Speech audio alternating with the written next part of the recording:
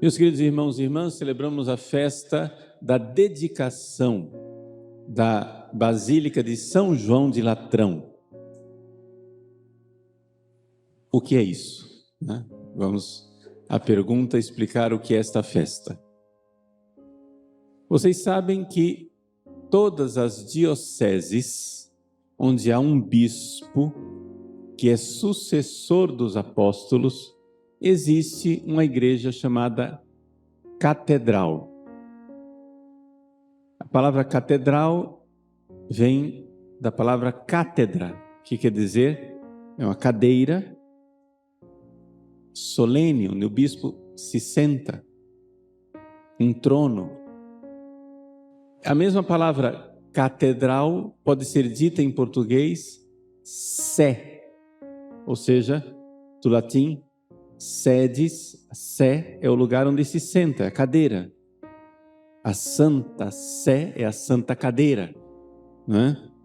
Ou seja, a Santa Cátedra. E é esta cátedra que nós hoje celebramos. Esta, mais do que a cátedra, celebramos a igreja onde está a cátedra do bispo de Roma. A cátedra do apóstolo Pedro. Então, o que é a cátedra? Vamos entender isso. Eu sou padre. Como é que um padre faz homilia? O padre ensina de pé. O padre ensina de pé, essa é a posição que um padre usa para ensinar. Mas o bispo, ele pode ensinar sentado. Ou seja, ele se senta na cadeira para ensinar. E era assim na antiguidade, onde o mestre se sentava e os discípulos ficavam de pé ao redor para ouvir, atentos. As nossas igrejas antigas não tinham bancos. Banco é uma invenção de 5 séculos para cá. Você imagine que você entra numa igreja vazia. As pessoas que vão para Roma ficam assim, surpresos, porque entra na Basílica de São Pedro e não tem banco, é tudo vazio. Entra na Basílica de São João de Latrão, que é a Catedral do Papa, que nós celebramos hoje, é uma igreja vazia, não tem bancos. Mas no fundo tem uma cadeira de mármore, uma cadeira preciosa, que é a cadeira do bispo. Todos ficavam de pé. O bispo se sentava para ensinar. Então vocês imaginem agora que as posições aqui estão invertidas, né? Vocês estão todos sentados, felizes, acomodados aí, e eu estou de pé. Imagina o contrário. Você ouvindo uma homilia, todo mundo de pé e o bispo sentado. Porque a autoridade ensina sentado. É o catedrático. Ele ensina da cátedra. Ele ensina sentado. É um sinal de autoridade. Então, nós sabemos que Jesus, ao subir aos céus, deu uma missão para os seus apóstolos. Eles são aqueles que são as colunas da igreja. Mas um dos apóstolos tinha uma missão especialíssima, São Pedro, o primeiro entre eles. O príncipe dos apóstolos, o principal dos apóstolos, São Pedro. Ele que disse: Tu és Cristo, Filho de Deus vivo. Essa é a cátedra de Pedro. Pedro é aquele que ensina quem é Jesus. Jesus, ao ressuscitar dos mortos, apareceu aos 12 apóstolos. Matias não tinha sido escolhido ainda, mas apareceu para ele também. Mas ele teve uma aparição especial a Pedro. Surrexit Dominus vere et apparuit Simone. O Senhor ressuscitou verdadeiramente e apareceu a Simão Pedro. Jesus fez questão de ter uma aparição especialíssima para São Pedro, como ressuscitado. Essa aparição especial está lá atestada no Evangelho de São Lucas e está atestada também no relato mais antigo de todas as aparições de Jesus ressuscitado. O mais antigo está na primeira carta de São Paulo aos Coríntios. E ele diz que Jesus apareceu a Pedro. Uma aparição especial. Por quê? Porque Pedro tinha uma missão especial. A missão especial de ser o lugar, a referência para a fé da igreja. Onde está Pedro, aí está a igreja. Aí você diz assim: padre, então quer dizer que tudo o que o Papa diz é verdade? Não. Por quê? Porque o Papa não é um Deus. Não é? Somente Deus é assim. Por quê? Porque quando Deus diz, a coisa acontece. Deus diz: faça-se a luz, e a luz acontece. Nenhum ser humano tem esse poder de dizer faça-se a luz. Mas o poder que foi dado a Pedro e aos apóstolos, o poder que foi dado a Pedro e aos papas, é o poder de edificar a igreja. Sobre esta fé edificarei a minha igreja. Então, quando você vai construir uma igreja como essa aqui, por exemplo, o que é que se faz por primeiro? Se fazem os fundamentos e depois vão se erguendo as colunas. Não é isso? Antes de pôr parede, antes de pôr piso, antes de pôr o teto, você tem os fundamentos e as colunas. É assim que se edifica a igreja. Então a igreja, ao longo desses 2000 anos, a igreja foi esclarecendo aos fiéis a fé. Então a função especialíssima do Papa, a função especial do Papa é a seguinte: vamos fazer uma comparação para você entender. Imaginemos a igreja de Cristo como um templo. Nós estamos hoje celebrando a festa da dedicação de um templo, de uma catedral, a Catedral de Roma, São João de Latrão. Então imaginem como é que se edifica essa catedral, não é? Tem os fundamentos que traçam o perímetro da igreja. Ah, não, vamos construir aqui assim, ó. Ah, mas e se eu passar para lá? Aí você saiu da igreja. Então, a primeira coisa que um Papa faz é descrever os limites da igreja. E ao longo dos séculos, são 267 papas, os papas foram prestando esse serviço caridoso, esse serviço bondoso, de colocar o limite da igreja. Chega a dizer, ó, até aqui é a igreja católica. Se você puser o pezinho lá para fora, isso aí é heresia, isso aí está fora da igreja. Não é a nossa fé. Então os papas foram esclarecendo, ó. Muito bem, Jesus é Deus e homem. Existe uma Santíssima Trindade, Pai, Filho e Espírito Santo. Três Deus, um só Deus em três pessoas distintas, né? Não são três deuses, é um só Deus, três pessoas. Jesus, natureza humana, natureza divina, perfeitamente Deus, perfeitamente homem, uma só pessoa. E foram estabelecendo as coisas. A Virgem Maria é imaculada, a Virgem Maria subiu aos céus. Essas coisas todas foram limites que os papas foram escrevendo nos concílios ecumênicos, nas declarações infalíveis. Foi dizendo, para que isso é uma caridade, gente, porque se para sermos salvos nós precisamos estar na fé da igreja, como que eu sei qual é a fé da igreja? Os papas caridosamente, o magistério da igreja, as cátedras dos bispos espalhados pelo mundo inteiro, mas principalmente a cátedra de Roma, a cátedra de Pedro, o Santo Padre, o Papa, foi dizendo, olha, aqui, até aqui a fé, foram as definições. E em cima desses fundamentos foram construídas as colunas, o edifício, e é isso que vai edificando a nossa fé, edificando a nossa alma, vai construindo a igreja de Cristo sobre a terra. Agora, para você entender a comparação, Isso quer dizer que essa é a única coisa que um Papa faz? Não. O Papa mora dentro desta igreja, digamos assim, não é? Se você constrói um edifício e você põe o perímetro, né? As paredes que até aqui vai, daqui para lá, está fora de casa.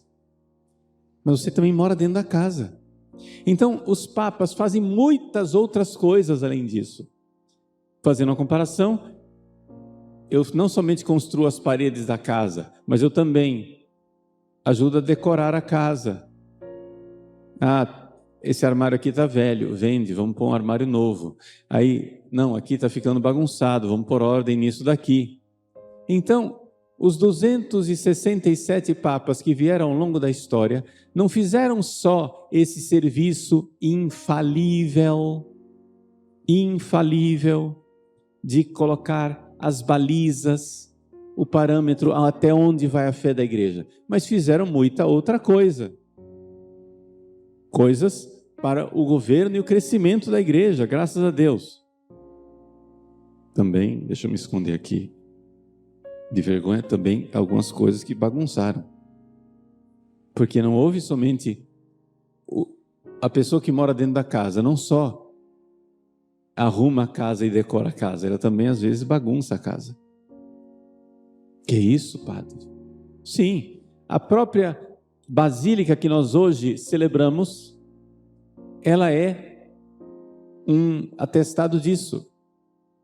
A Catedral do Papa que está lá em Roma hoje, São João de Latrão, já é a 4ª basílica de Latrão construída no mesmo lugar. Por quê?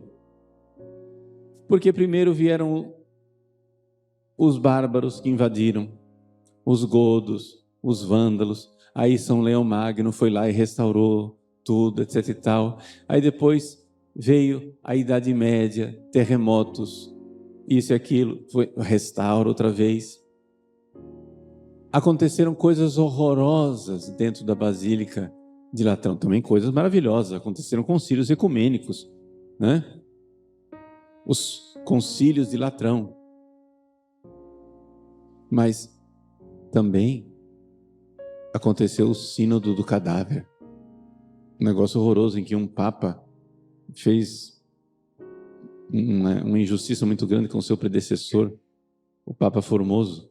Logo depois, no ano seguinte, um incêndio pegou na Basílica de Latrão. Todo mundo disse, isso é castigo pelo que o Papa fez, né? Houve incêndio e a igreja de Latrão ficou abandonada. Depois foi reconstruída outra vez.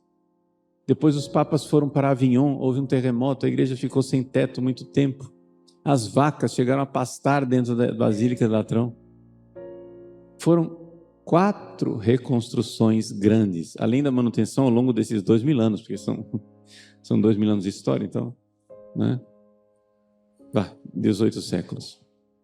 Então vejam, a Basílica de Latrão é, digamos assim, uma história, né?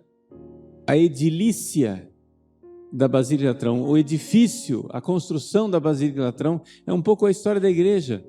A história da igreja, os papas vão fazendo coisas boas, vão constrói, aí o vento derruba, aí vem o terremoto derruba, aí constrói outra vez, derruba. Mas as portas do inferno não prevalecerão. A igreja passou tempos difíceis. A igreja vive tempos difíceis. Mas a nossa certeza está na fé que os papas colocaram ao longo dos séculos com suas balizas, ligando com as chaves de Pedro, as chaves do reino dos céus. Uma das coisas que, assim, mais nos edificam, eu quero lembrar, por exemplo, a história recente, depois do Concílio Vaticano II, não é? Surgiu uma lorota dentro da igreja, uma conversa fiada, em que se começou a repetir que, não, isso aí que você está dizendo, isso aí, a igreja acreditava antigamente, agora não acredita mais, agora com o Vaticano II mudou a fé. Gente, o Vaticano II não mudou a fé. A nossa fé é a fé de sempre, a fé de Cristo, é a fé dos apóstolos. Um concílio não pode mudar a fé. Um papa não pode mudar a fé. As pessoas têm essa ideia estranha de que um papa pode, né, que a chave que o papa tem é onipotente. O papa, se 2000 anos de igreja, a igreja acreditou que Nossa Senhora é imaculada, de repente um papa pode girar a chave e dizer não é mais imaculada. Gente, isso não existe, isso é maluquice. As pessoas não entendem o que é um papa. O papa é um servo. É o servo dos servos de Deus que presta esse serviço de caridade, de colocar as balizas da nossa fé nas declarações infalíveis, ex cátedra, com os concílios ecumênicos. Então ele vai colocando a baliza. Essa é a maravilha daquilo que os papas fizeram. Não existe mudança da fé. Então, as pessoas colocaram na cabeça, o Concílio Vaticano II mudou tudo. Agora a gente não crê mais nessas coisas aqui. Papa João Paulo II, vendo essa confusão, o que ele fez? Chamou o cardeal Joseph Ratzinger. Eu estava lá em Roma naquela época, não é? Eu era padre jovem, e então ele publicou o Catecismo da Igreja Católica. O Catecismo da Igreja Católica foi um golpe tremendo naqueles que diziam que o Vaticano II cria em outras coisas. Por quê? Porque atestou a fé de sempre. A fé de 2000 anos. Eu tive a alegria de participar, né, desse processo, prestei serviços naquela época à Congregação para a Doutrina da Fé, cujo prefeito era o cardeal Joseph Ratzinger, para que fosse publicada a edição do Catecismo da Igreja Católica aqui no Brasil, não é? E o cardeal Ratzinger dizia: olha, as pessoas me param na rua para agradecer pelo catecismo. Por quê? Porque esclareceu tanto. É um serviço do Papa de esclarecer a fé. A fé é essa. Quando o Papa João Paulo II promulgou o catecismo, ele não proclamou nenhum dogma novo.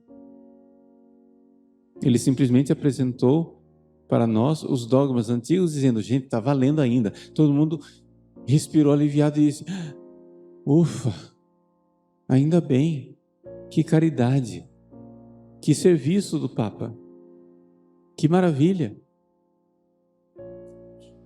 É para isso que então existe a Cátedra de Pedro. A Cátedra de Pedro é para confirmar a fé de sempre. Não é para dar opiniões teológicas, porque os papas podem ter opiniões teológicas. Opinião, gente, teológica é o seguinte: não é a construção dos limites da fé, numa declaração, numa definição. Opinião teológica é viver dentro da casa. Vamos mudar essa mesa daqui, vamos colocar ali. Não mudou a essência do edifício. Só muda internamente as coisas. A gente respeita as decisões do Papa, mas nós que moramos dentro da casa podemos também discordar de certas coisas que o Papa faz. Sempre na obediência, sempre no respeito. Normal. Por quê? Porque o importante é a unidade da fé daquilo que foi definido. O que foi definido não se toca. O Papa João Paulo II, por exemplo, definiu que o sacerdócio não pode ser concedido às mulheres. Na Constituição Apostólica Ordinatio Sacerdotalis, o Papa João Paulo II disse: eu, usando o poder das chaves, digo, a igreja não tem poder de ordenar mulheres. e ordenou que todos os teólogos parassem de discutir essa questão, porque isso é definido. Ele colocou uma estaca, pá, até aqui é católico, daqui para lá você está cometendo uma transgressão. Está entendendo? Aí, ele também fez outras coisas, por exemplo, até a época de João Paulo II, não é? Ele insistia que os coroinhas, vou usar a palavra coroinha para não confundir com acólito instituído, não é? Que os coroinhas, ou acólitos, como queira chamar, eram somente homens. Mas aí houve tanto pedido dos bispos em tantos lugares do mundo que ele terminou concedendo que tá tudo bem, pá. Se vocês querem mesmo, então façam coroinhas mulheres. Mas isso é uma coisa que tranquilamente nós podemos concordar ou discordar, porque não foi uma definição. Não sei se dá para ver a diferença. Isso não é uma definição. Ele definiu que nunca uma mulher pode ser ordenada sacerdote. Isso está definido, porque Jesus escolheu 12 apóstolos, os 12 apóstolos eram homens e acabou. Foi ele quem fez, a igreja nunca irá arriscar. Por quê? Porque a igreja, nesse ponto, ela quer que nós estejamos no seguro. Imagine só, você está lá numa missa, celebrada por uma mulher, e você perguntando assim, mas nós tínhamos mesmo o poder de ordenar mulheres, será que essa missa é válida? Aí você vai se confessar com uma mulher, ela te dá absolvição, você diz, mas será? A igreja não quer essa dúvida. A igreja não quer que a gente fique na dúvida. A igreja diz, olha, Jesus escolheu 12 homens, ele não escolheu a mãe dele, Maria Santíssima era muito mais santa que os apóstolos, ela não foi feita sacerdote, portanto, a igreja não tem poder de mudar isso. Foi uma decisão de Jesus, nós podemos aqui teologicamente imaginar por que é que ele fez isso, mas em todos os casos ele fez. O Papa falou, a água parou. Definido e definitivo, as mulheres não podem ser ordenadas sacerdotes. Acabou. Ah, padre, mas o Papa Francisco mandou estudar a ordenação de diaconisas, Sim, mas diácono não é sacerdote, então isso ainda não foi definido. Pode ser que venha um Papa e diga, não, também diácono não pode. Pronto, acabou. Por enquanto, isso não está definido. Mas é importante nós entendermos que existem coisas que são definidas e definitivas. A igreja não vai voltar atrás dizendo que Nossa Senhora não subiu aos céus. A igreja não vai voltar atrás. Até mesmo a recente declaração, na verdade foi uma nota doutrinal, do Dicastério para a Doutrina da Fé, que falou dos títulos de Nossa Senhora como corredentora e medianeira de todas as graças. Aquilo não foi uma declaração e uma definição da igreja. Se vocês forem ler bem a nota diz o seguinte, não, o que as pessoas dizem quando dizem que Nossa Senhora é medianeira e corredentora é correto. Só que são dois termos que principalmente entre os protestantes, cria confusão e por ecumenismo deveríamos evitar esses títulos. Isso é uma opinião teológica que foi dada pela doutrina da fé. Não é uma definição. Você pode continuar discordando. O próprio documento coloca isso muito claramente. Coloca muito claramente que é uma questão, é um juízo prudencial. Mas aí nós podemos sentar e discutir. Mas escuta, a Congregação da Doutrina da Fé, ela foi instituída pelo Papa para dar juízos prudenciais e pastorais ou para esclarecer onde é que está a fé? E aí as pessoas discutem, essa é a discussão que está na internet, nos jornais, no mundo, nas academias teológicas. As pessoas estão dialogando civilizadamente, espero, né, como filhos da igreja, dizendo, mas será que isso foi prudencial? foi uma coisa prudente fazer essa declaração? Ecumenicamente, claro, os evangélicos protestantes estão muito contentes. Tá, mas você deixa de usar a palavra, dizendo que o conteúdo continua válido. Então, se o conteúdo continua válido, que palavra nós vamos usar para dizer? E essa é a pergunta. Se o conteúdo continua válido, e você acha que a palavra é inoportuna, nós precisamos achar então outra palavra. O que é que nós podemos dizer? Que diga melhor. Que descreva melhor a participação de Nossa Senhora na redenção.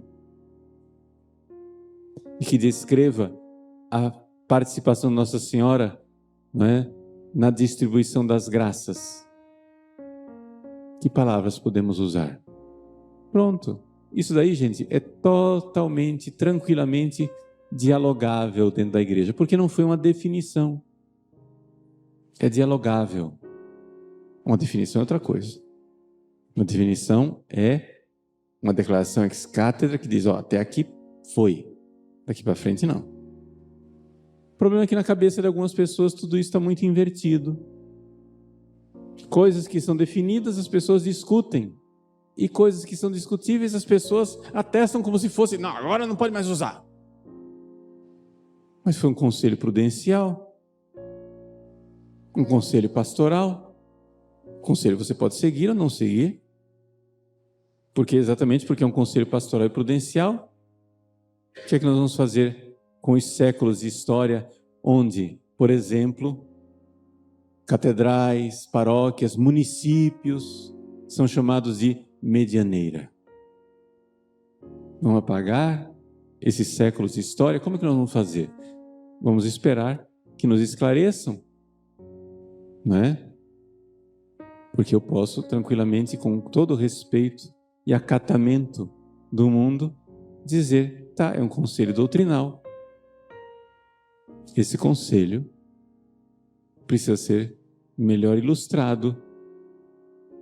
Por exemplo, séculos e séculos de doutores da igreja, teólogos e papas chamando Nossa Senhora de medianeira e corredentora. Num parágrafo 17 da nota, está tudo ali resumido, mas não respondido. O que é que nós fazemos com esses séculos? Então, foi uma decisão que nós respeitamos porque vem de um dicastério ligado ao Papa.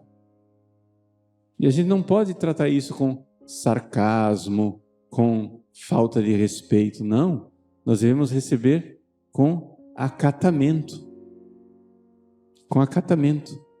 Mas podemos também dizer que essa nota precisa ser melhor esclarecida porque nos deixou perplexos. O que é perplexidade? É quando você vê que séculos diziam uma coisa e de repente tem uma coisa aqui que parece que não funciona. Então cabe à autoridade magisterial responder a essas nossas dúvidas. Nós, como filhos da igreja, podemos dizer, olha, eu li, não entendi como que as duas coisas encaixam. Respeitosamente, o senhor podia esclarecer melhor?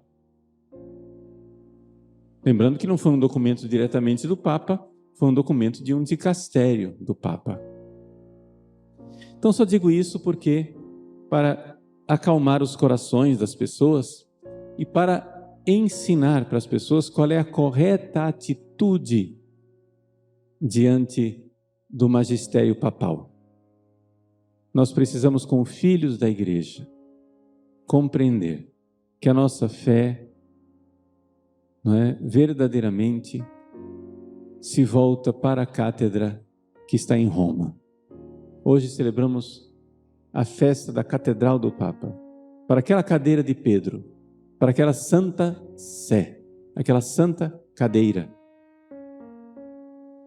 Se voltam os olhares esperançosos dos católicos, esperando que os papas continuem sempre, e crendo que os papas continuarão sempre definindo a nossa fé caridosamente, colocando aquilo que é a definição.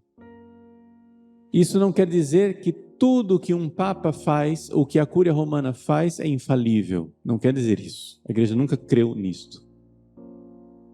O infalível é quando se põe as balizas dos limites da Igreja. Parede, coluna, está aqui, pronto. O que se faz dentro da casa pode ser modificado. O que você não pode é sair da casa. Então a Igreja faz coisas prudenciais e oportunas, mas às vezes faz coisas que a gente pode julgar que pastoralmente foi inoportuno, mas que nós respeitamos. Estou dizendo isso daqui para que tenha um basta para toda falta de respeito que as pessoas têm manifestado para com o dicastério da doutrina da fé e para com o seu prefeito, o cardeal Fernandes. Nós não podemos tratar um cardeal, um dicastério com desrespeito. É contra o 4º mandamento. É respeito. Mas não quer dizer que tudo que aquela pessoa faz é infalível e não pode ser melhorado. É até mesmo um dever filial nosso, respeitosamente, dizer aos nossos superiores as nossas necessidades. O Código de Direito Canônico diz isso. Nós respeitosamente precisamos dizer: tá, o senhor disse isso, mas o senhor pode esclarecer melhor esse ponto. E a gente espera o esclarecimento. É como um pai e uma mãe que dá uma ordem para o filho, e o filho diz: papai e mamãe, eu respeito muito a senhora, eu respeito muito o senhor, mas eu não estou entendendo. Está parecendo que o que a senhora está mandando não está batendo com aquilo que a senhora sempre mandou. A senhora sempre falou o contrário. Explica para mim. Isso seria falta de respeito? Não. Eu não estou questionando a sua ordem. Eu não estou questionando o que a senhora está dizendo. Eu estou dizendo o seguinte, que a senhora durante muito tempo, a senhora sempre me ensinou isso. Agora de repente a senhora me dá uma ordem e eu estou percebendo, parece que não bate, parece que não está encaixando. A senhora podia esclarecer melhor? Isso é muito respeitoso, não é? Mas é nosso dever dizer isso aos sagrados pastores quando a gente vê que uma manifestação parece que não está em sintonia com aquilo que sempre foi dito. E esperar o esclarecimento.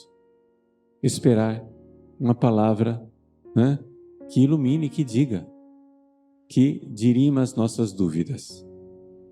Então, isso é somente um esclarecimento transitório, mas é o que fica e é fundamental que na Santa Missa de hoje nós tenhamos muita clareza. Nossa fé é uma fé que está na fé de Pedro. Todos os olhos se voltam para aquela cátedra em Roma, de Pedro que disse: Tu és o Cristo, o Filho de Deus vivo.